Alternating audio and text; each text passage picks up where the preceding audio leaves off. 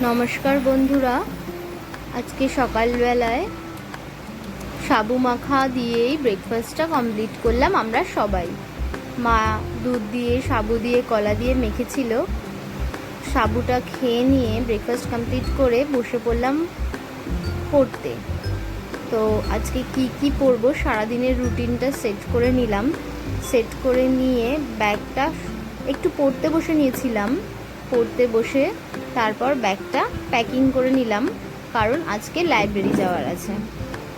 আজকে লাইব্রেরি যাব, আর তাই জন্যই আজকে সকালবেলা অল্প একটু পড়াশোনা করে স্নান করে ফ্রেশ হয়ে লাঞ্চ কমপ্লিট করে নিলাম। লাঞ্চ কমপ্লিট করে দুপুর নাগাদ চললাম লাইব্রেরিতে গিয়ে কিছুক্ষণ পড়াশোনা করার পরে দেখলাম বাইরেটা অন্ধকার হয়ে এত বৃষ্টি শুরু হয়েছে যে বেরোনোর কোনো জোর নেই।